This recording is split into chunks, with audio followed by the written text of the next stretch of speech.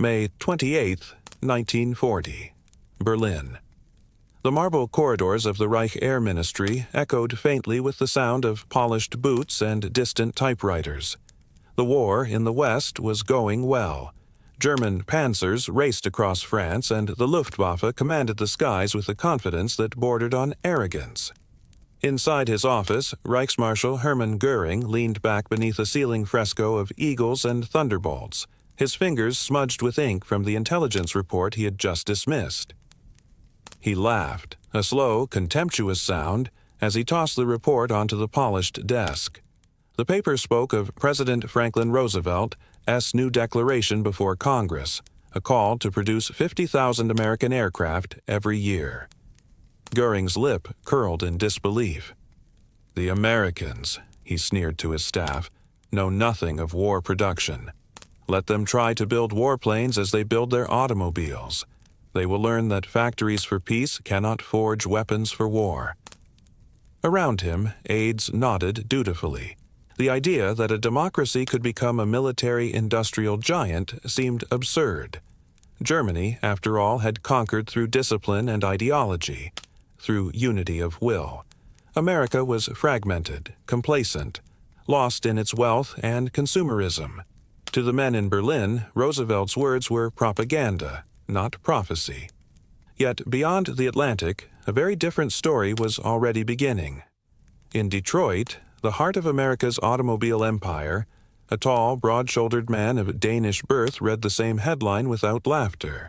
William Knudsen, the former president of General Motors, was no politician. He spoke in the blunt language of factories and assembly lines. For a salary of $1 per year, he had accepted Roosevelt's call to lead the greatest industrial conversion in human history. Where Göring saw impossibility, Knudsen saw blueprints. Where others saw peacetime factories, he saw hangars waiting to be filled with wings and engines. It was not a nation at war that began this transformation, but a people still at peace, united by belief rather than fear. In 1939, America had produced fewer than 4,000 military aircraft. Its Air Corps was a token force, yet within 5 years, those same fields and factories would produce nearly 100,000 planes annually, while feeding, clothing, and arming armies across 2 oceans. It was a feat no empire, ancient or modern, had ever achieved. The spark had been lit on May 16, 1940. Standing before Congress, Roosevelt's voice carried not defiance, but quiet conviction. "I should like to see this nation geared up," he said, "to the ability to turn out at least 50,000 planes a year." For many, it was a dream bordering on madness, but dreams in America had a habit of becoming blueprints. At first, progress was slow, uncertain. Factories accustomed to crafting automobiles now faced the delicate precision of flight. The Ford Motor Company announced plans for a new bomber plant at Willow Run, Michigan, a structure so vast it would become the largest factory under one roof in the world. Boeing expanded its Seattle workshops. Douglas Aircraft opened new lines in California. North American Aviation began designing the sleek, deadly fighters that would one day rule the skies. The engine of democracy began to turn. Across the Atlantic, the German military attaché in Washington, General Friedrich von Boetiker, watched in disbelief. From 1933 to 1941, his reports warned Berlin of what was coming. "American war production," he wrote, "will reach unimaginable heights." His words went unheeded. In February 1939, when he personally met with Hitler to discuss the United States, the Führer's reaction was fury, not analysis. "The Americans," Hitler ranted, "are a half-Judaized, half-Negro people, incapable of true warfare." To him, industrial strength meant little compared to ideology. To Göring, intelligence reports that contradicted his self-image were merely insults. Germany's leaders did not merely underestimate America. They refused to believe it capable of transformation. And so the Reich moved forward, blind by choice. Meanwhile, on the assembly floors of Detroit and Seattle, the sound of hammers and rivet guns became a new kind of symphony. Men who had once built Buicks and Packards now assembled bombers and fighters. Women, thousands upon thousands, entered the workforce for the first time, their hair tied beneath scarves, their hands steady on drills and gauges. Every shift, every screw, every spark of molten metal was an act of defiance against tyranny. Ford's Willow Run would become the symbol of this revolution. Built upon farmland, it stretched over 3.5 million square feet, its assembly line a mile long. Ford's production chief, Charles Sorensen, made a promise that seemed impossible: a complete B-24 Liberator bomber every hour. At first, the factory struggled. The first aircraft, completed in September 1942, had to be rebuilt from nose to tail. Half of all components failed inspection. Critics scoffed. "Will it run?" they joked. But Ford's engineers persisted. They dissected the bomber into subassemblies, nearly 500,000 parts, and applied the full logic of automotive mass production. Hydraulic riveting machines replaced human fatigue. Wiring harnesses came pre-assembled. By September 1943, the plant was producing 148 bombers a month. By December, 365, and in April 1944, the miracle came true.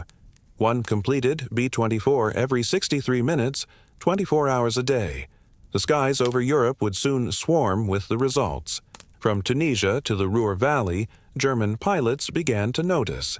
In late 1942, Major Johannes Steinhoff of Jagdgeschwader 77 observed grimly, "The Americans are no longer amateurs. Most disturbing, there are more of them every day." The Luftwaffe S-Aces, once masters of the air, found themselves facing an enemy that could replace every lost pilot, every shattered plane, in a matter of days. In January 1943, 64 American bombers attacked Wilhelmshaven, the first raid on German soil. Dozens were lost, yet within 2 weeks, replacements filled every squadron. The mathematics of war had changed. Germany could no longer kill fast enough to win. During Big Week in February 1944, the U.S. 8th and 15th Air Forces launched 3,500 bomber sorties in 6 days. They struck aircraft factories, engine plants, assembly hangars, an assault not on soldiers, but on production itself. Germany lost more than 300 fighters and hundreds of its most experienced pilots. The Reich could replace neither. The Americans could replace both. For Göring, the numbers became an unspoken horror. Each report showed factories in America building thousands, while his own struggled to produce hundreds. He called for dispersal, for underground production, for miracle weapons. But miracles could not overcome arithmetic. And still, the Americans accelerated. By 1943, women made up the majority of aircraft workers. Precision improved, not declined. At Douglas Aircraft, female inspectors reduced defects from 3.2% to less than 1/3%. Ford redesigned tools for smaller hands, discovering, to their surprise, that lighter, better balanced tools made everyone more efficient. The assembly line had become a living organism, adaptive, inclusive, unstoppable. Inside the Reich Air Ministry, Göring still refused to believe it. Reports of women building bombers were dismissed as signs of desperation. Democratic mobilization, he insisted, could never surpass the discipline of totalitarian command. His words were met with silence. Even among his aides, doubt had begun to spread. For every report from the front, for every raid over Germany, the truth became harder to ignore. The air war was no longer a contest of courage. It was a contest of production. From the deserts of Africa to the skies above the Channel, the balance had begun to shift, not through strategy, but through steel.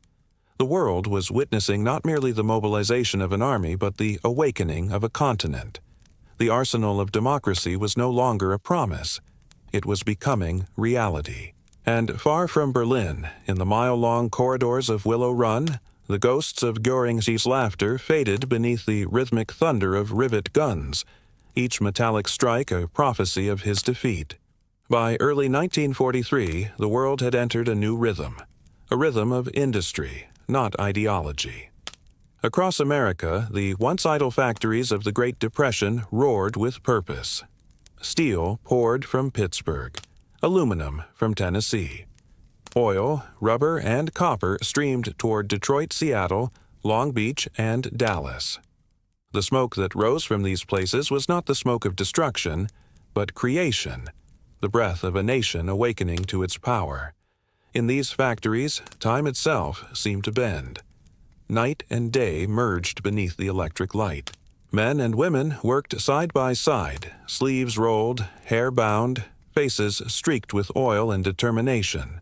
They were no longer making cars or refrigerators or toys. They were forging the wings of liberty, the engines of survival. Each rivet driven, each bolt tightened, each fuselage completed was a silent message across an ocean. We are coming. For Germany, the message arrived as thunder. In the skies over Europe, the once proud Luftwaffe, whose dominance had defined the early years of the war, found itself drowning beneath the sheer volume of American planes. Göring, as promised that no enemy bomber will ever penetrate the Ruhr, had long since turned to ash. By 1943, bombers penetrated not just the Ruhr, but Berlin itself. In the blackened ruins of factories and tenements, civilians huddled as the earth trembled. Above them flew the product of Roosevelt's impossible dream: B-17, flying fortresses, and B-24 Liberators, engines humming in perfect mechanical harmony. For every bomber lost, another waited on an American runway, its aluminum skin gleaming beneath the dawn. The disparity was no longer one of courage, but of capacity. Germany was producing barely 1,000 fighters each month, while losing more in combat. The United States was producing more than twice that number in fighters alone, and more bombers, transports, and trainers besides. The Luftwaffe's pool of veteran pilots, men who had once seemed invincible, was vanishing. By mid-1944, the average German pilot entering combat had fewer than 100 hours of flight training. His American opponent had more than twice that, and flew an aircraft built in a factory that ran without rest. Major Heinz Baer, one of Germany's top aces, remembered a mission in early 1944 over Brunswick. The sky, he said, was a wall of bombers stretching from horizon to horizon. His squadron, just 8 fighters, attacked anyway. They destroyed several, but the stream kept coming, endless, relentless. It was hopeless, Baer admitted later. We were swarmed by their escorts, hundreds of fighters. There was nowhere to go. By 1944, America's aircraft production had reached nearly 100,000 planes in a single year. That figure exceeded Germany's entire wartime output since 1939. It was a victory of arithmetic so overwhelming that even the most devoted Nazi ideologues could no longer deny its meaning. Inside the ruins of the Reich Air Ministry, Göring raged. Reports from frontline units arrived covered in soot and ash. Fuel shortages crippled training. Aluminum shipments stalled. Factories bombed one week were ordered to resume production the next, often in fields or tunnels or forests. Hitler demanded miracles. Engineers gave him exhaustion. The Jaeger program, the fighter production initiative Göring authorized in 1944, scattered factories across 729 underground sites. It was a desperate attempt to preserve production through concealment, but the price was inhuman. Tens of thousands of forced laborers, many from concentration camps, were marched underground into the tunnels of Mittelwerk and Dora. There, in suffocating darkness, men and women worked until they collapsed. Of the 60,000 prisoners forced to build engines and V-weapons in those caverns, a third would never leave alive. The results of their suffering were tragic and futile. Slave labor produced more defects than aircraft. Sabotage was everywhere. Bolts left loose, wires crossed, fuel lines cut. Transportation between hidden facilities slowed assembly to a crawl. Engines built in one tunnel waited weeks for fuselages built in another. Germany's once vaunted efficiency dissolved into chaos. Meanwhile, across the Atlantic, America was achieving the impossible not through fear, but freedom. Boeing's plant in Seattle, now vast as a city, was producing 16 B-17s every day. Douglas Aircraft, which had employed only a few dozen workers in the 1930s, now employed more than 160,000 across 9 facilities. North American Aviation turned out 500 P-51 Mustangs each month. Lockheed produced a P-38 Lightning every 90 minutes, each one slightly improved from the last, its design continuously evolving based on combat reports from the front. No other nation in history had ever sustained such a pace. Supporting industries matched it stride for stride. General Motors built nearly 60,000 aircraft engines. Packard manufactured over 55,000 Rolls-Royce Merlins for the P-51. Alcoa's aluminum production increased 6-fold. Dow's magnesium output multiplied 50 times. Each new process fed another, each innovation amplifying the next. The result was an ecosystem of efficiency, an industrial organism alive with purpose. For every bomber that rolled off the line, hundreds of hands had shaped its creation.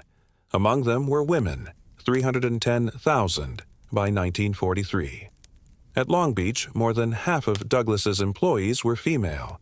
At Willow Run, a woman named Roseville Monroe, later immortalized as Rosie the Riveter, drove 3,000 rivets per shift with near-perfect precision. They came from farms, shops, and kitchens, learning as they went, adapting faster than anyone believed possible. Their accuracy was unmatched, their endurance unbroken. German intelligence dismissed their presence as desperation. In secret reports, Luftwaffe analysts wrote, "The employment of women in aircraft factories indicates the exhaustion of American manpower. Quality will inevitably decline." They were wrong. Quality soared. The paradox was complete. In Germany, forced labor brought collapse. In America, voluntary labor brought perfection. By mid-1944, the contrast had become unbearable for Göring's staff. At a conference that summer, he reviewed the Luftwaffe's losses. Over 1,200 fighters destroyed in a single month. Barely 1,000 produced. Pilots, fuel, and faith, all vanishing. "We are bleeding to death," one general whispered. Göring said nothing. For the first time, even he seemed to understand that this was not a war Germany could win. Yet Hitler still believed in miracles. The Me-262 jet, the world's first operational jet fighter, was meant to reverse the tide.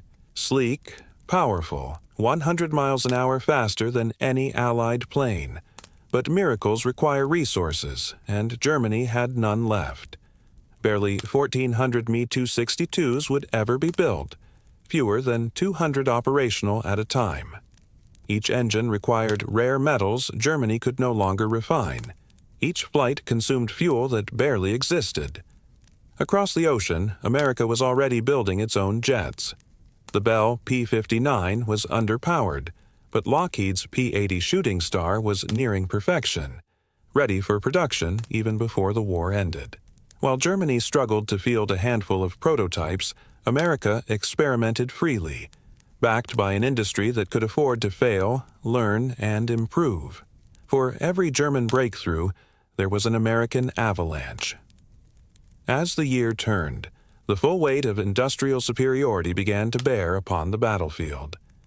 On June 6, 1944, the skies over Normandy filled with 11,590 Allied aircraft. German radar counted barely 300 sorties in reply. The ratio was 36 to 1. From the air, the invasion beaches glowed beneath a haze of gunfire and dawn. It was the moment when every rivet, every shift, every sleepless night in those factories revealed its purpose. Democracy had built its army not from conquest, but from cooperation. Its soldiers marched behind the strength of those who had never seen battle, the workers who had won the war before the first wave touched the sand. And in Berlin, as reports of the invasion arrived, Hermann Göring stared silently at a map. The Reich he had promised to defend by air was crumbling beneath the weight of factories he had once dismissed. The laughter that had filled his office 4 years before was gone.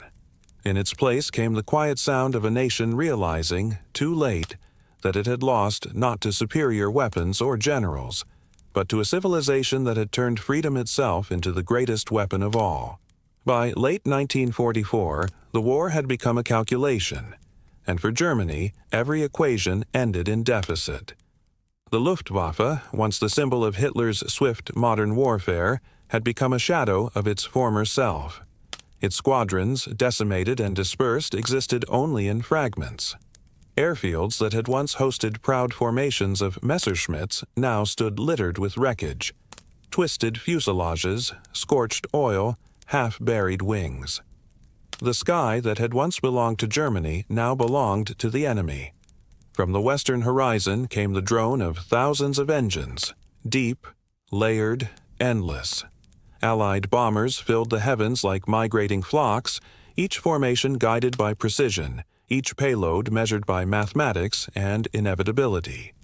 Behind them flew the fighters, Mustangs, Thunderbolts, Lightnings, escorting their charges through a sky that no longer held fear. Every dawn was the same. The wail of air raid sirens, the shimmer of contrails above, and the low, rolling thunder that tore the ground apart. In the ruins of Leipzig, Dresden, Hamburg, and Essen, the people huddled in cellars while walls crumbled and windows shattered from concussive shockwaves. Factories that had survived for years now fell within weeks. Entire districts of industrial infrastructure, rail yards, refineries, armament plants, simply ceased to exist. For Göring, the collapse was both external and internal. He retreated more often to his estate at Carenhall, a palace of marble and stolen art. He still dressed in the uniforms of his own design, medals gleaming on his chest, but the mirror revealed what his subordinates would not say. The Reichsmarshal of the Air Force had become a relic.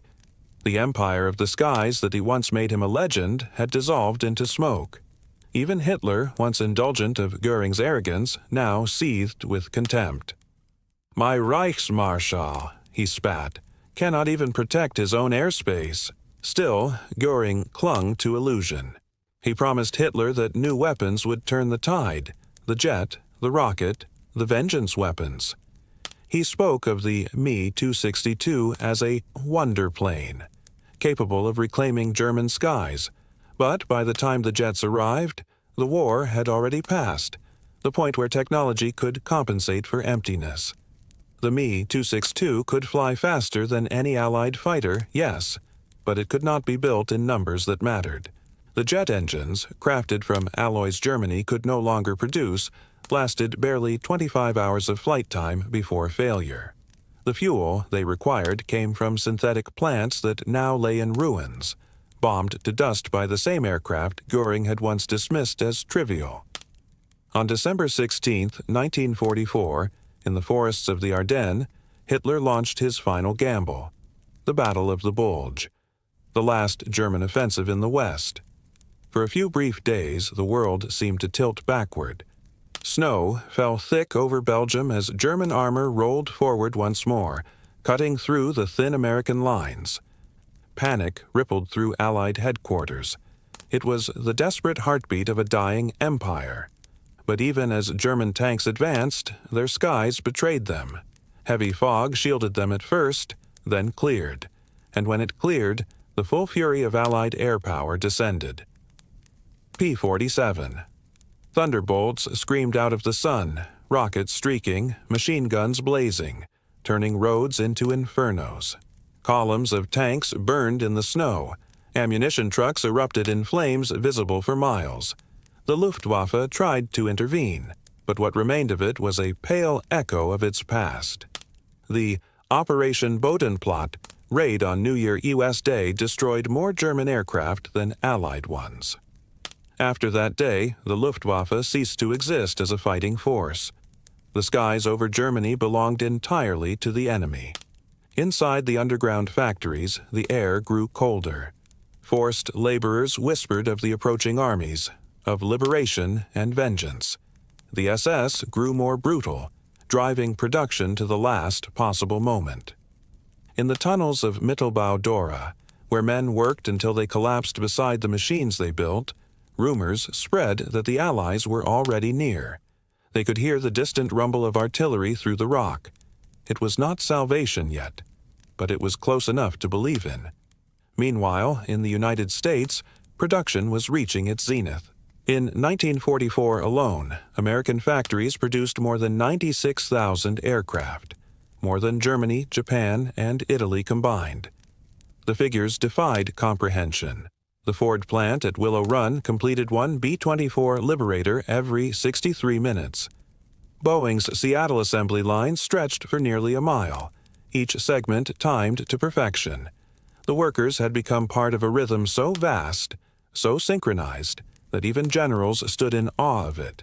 The same democracy that Hitler mocked as weak had built the most powerful industrial machine in human history. By early 1945, the bombing of Germany had become total. Oil plants in the Ruhr and synthetic fuel sites at Luna and Pulitz were obliterated. The great rail hubs that had sustained the Wehrmacht were twisted ruins. Germany's remaining aircraft stood grounded for lack of fuel. Pilots trained to fight instead marched to the front as infantry, rifles in trembling hands. And still, Göring wrote reports filled with delusion. He promised Hitler that new squadrons were forming, that jet production was increasing, that the enemy was overstretched. Hitler wanted to believe him. But in the bunker below the Reich Chancellery, maps told another story, one of encirclement, collapse, and inevitability. By April, the Red Army had reached the outskirts of Berlin. The Americans stood at the Elbe. Germany was encased in iron and fire. When the bombs finally fell on Berlin itself, Göring's pride crumbled completely. The Reichsmarschall, who had once vowed to die in battle, fled instead to his estate. From the windows of Carenhall he watched the smoke rise over the capital. His servants fled. The art he had stolen was packed into crates bound for the mountains. And in the final act of a man consumed by vanity, Göring ordered Carenhall destroyed, not by the enemy, but by his own hand, so that no one would ever walk its halls in victory.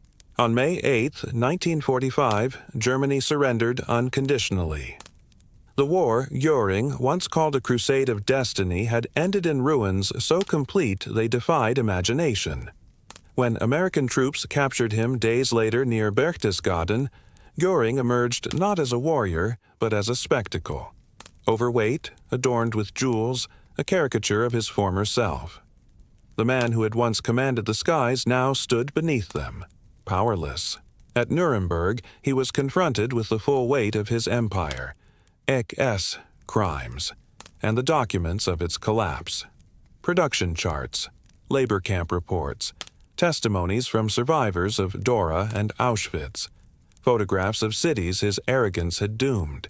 Each paper, each witness, each number stripped away the myths he had wrapped himself in. When asked whether Germany could ever have won the air war, Göring gave a bitter smile. "No," he said quietly, "not against that kind of production. They built airplanes faster than we could bury our dead." It was the closest thing to truth he had ever spoken. And so, the story of air power in the Second World War ended, not in triumph or tragedy, but in arithmetic, the cold mathematics of freedom's forge. America's victory was not born from conquest, but from the collective will of millions who worked, built, and believed. In that balance sheet of history, the Reich's ideology was worthless against the weight of liberty's factories. The war ended, but its lesson endured, that the mightiest weapon ever forged is not the bomb, nor the plane, nor the gun, but the mind of a free people, working together toward a common cause. The ruins of Europe smoldered beneath a gray, indifferent sky. Cities that had once glimmered with electric light now lay silent, their streets unrecognizable, their spires broken, their air still thick with the dust of collapsed civilization. In the silence after war, the ghosts outnumbered the living. Trains no longer ran. Church bells had been melted into bullets. Children played among the bones of cathedrals. Among the rubble, a single name still carried echoes of the empire that had promised eternity: Hermann Göring. When American forces captured him in the Bavarian Alps in May 1945, he did not resemble the conqueror of France or the architect of Blitzkrieg. The man who had once strutted across Europe in white uniforms and gold braid emerged from a small hunting lodge in a faded jacket, smiling as though greeting old friends. He surrendered with theatrical grace, saluting, bowing, introducing himself to American officers as though hosting a dinner party. To them, it was almost grotesque. At the time of his arrest, Göring weighed nearly 300 pounds. He carried trunks filled with medals, rings, and bottles of morphine tablets. In his pockets, officers found orders bearing his signature: orders for slave labor, deportation, and terror. They also found photographs of Carenhall, his demolished palace, now nothing more than rubble hidden in the pines. To the soldiers who escorted him, he was a curiosity, the caricature of the Nazi elite, arrogant yet broken. But to history, he was something darker, the embodiment of how vanity and power could deform a man until he mistook delusion for destiny. When Göring arrived at Camp Ashcan, the temporary detention center for Nazi leaders, he immediately tried to reassert control. He demanded respect, arranged informal meetings with other prisoners, and even attempted to lecture his American guards on proper military decorum. Some of them humored him, others ignored him. He still imagined himself the statesman of a vanished empire. But in the months that followed, the illusions began to peel away. The Allies prepared a trial unlike any the world had seen before. In the shattered city of Nuremberg, once the stage of Nazi pageantry, a courtroom was rebuilt inside the Palace of Justice. Here, the victors of the war would place the vanquished on trial for crimes against humanity itself. Göring was first among them. His title still echoed Reichsmarschall, the highest surviving officer of the Third Reich. To many, he was the living ghost of Hitler's ambition. When the trial began in November 1945, Göring walked into the courtroom with his head held high. Cameras flashed, reporters scribbled. The defendant's dock filled with men who had once ruled Europe with iron decree, now stripped of insignia, dressed in plain suits.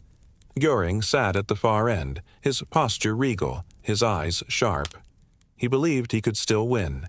If not freedom, then history's sympathy. He did not. Day by day, the prosecution dismantled the myth of the Luftwaffe hero.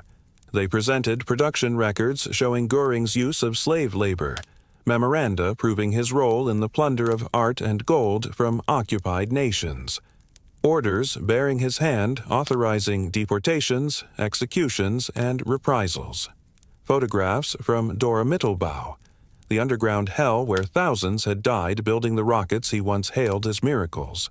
Each document was a blade, cutting through layers of denial. At night, in his cell, Göring read the indictments carefully. He still believed he could outwit his captors. "They will not hang me," he told fellow prisoner Albert Speer. "They cannot hang history." But as the weeks turned to months, the truth of his situation closed in like the walls of his cell. Psychologists visited him often. Among them was Captain Gustav Gilbert, an American Army intelligence officer fluent in German. Gilbert saw through Göring's charm and bravado. In his private notes, he wrote, "He is intelligent, cunning, but utterly without conscience. He believes power justifies all things." Yet Gilbert also recorded moments of startling candor. One evening, after a long interrogation, Göring stared at the ceiling and said softly, "The people wanted leadership, not truth. They were tired, hungry. We gave them excitement, parades, uniforms. They followed because we promised them greatness, and we delivered them ruin." It was as close to remorse as he would ever come. Outside the courtroom, the world was changing. The factories of destruction were being repurposed for reconstruction. The same machines that had built bombers were now making tractors, cars, and prefabricated homes. The hands that once riveted wings now rebuilt bridges. Out of the ashes of war, a new Europe began to take shape, one that defined power not through conquest, but through cooperation. In that transformation, Göring's ideology became a relic, a warning written in ruins. By the summer of 1946, the verdicts were inevitable. Göring was found guilty on all counts: crimes against peace, war crimes, crimes against humanity. The sentence was death by hanging. When it was read aloud, he showed no visible fear. He stood, saluted the tribunal, and declared in defiance, "I am not guilty in the sense of the indictment. My conscience is clear before God and before history." He returned to his cell, calm, even smug. Yet those who saw him afterward noted the tremor in his hands. On the night of October 15, 1946, hours before his scheduled execution, the guards found him dead. Göring had swallowed a cyanide capsule, hidden in his belongings, perhaps smuggled by a sympathetic guard. He had chosen his own death, denying his captors the final image of his humiliation. To some, it was a fitting end, the last act of arrogance. To others, it was a coward's escape. Either way, it closed the final chapter of the man who once ruled the skies. At dawn, the gallows were prepared for the remaining condemned. One by one, the architects of a ruined world met the reckoning their victims never received. When the bodies were removed, the American officer in charge noted the irony. "They all dreamed of empire," he said, "and now they fit in wooden boxes." Outside, the ruins of Nuremberg were silent. The same square where crowds had once roared for Hitler now echoed only with the sound of wind through broken stone. The Reich that promised 1,000 years had lasted 12. Its cities had turned to dust, its leaders to ash, its dreams to nightmares. And yet, above the silence, the world moved forward. The same nations that had once faced each other in annihilation now began to rebuild together. Steel that once armored tanks now shaped bridges. Aluminum that once framed bombers now formed the wings of commercial flight. Out of ruin came rebirth, not through ideology, but through endurance. For Göring, history's judgment was merciless. He had once ruled an air empire spanning continents.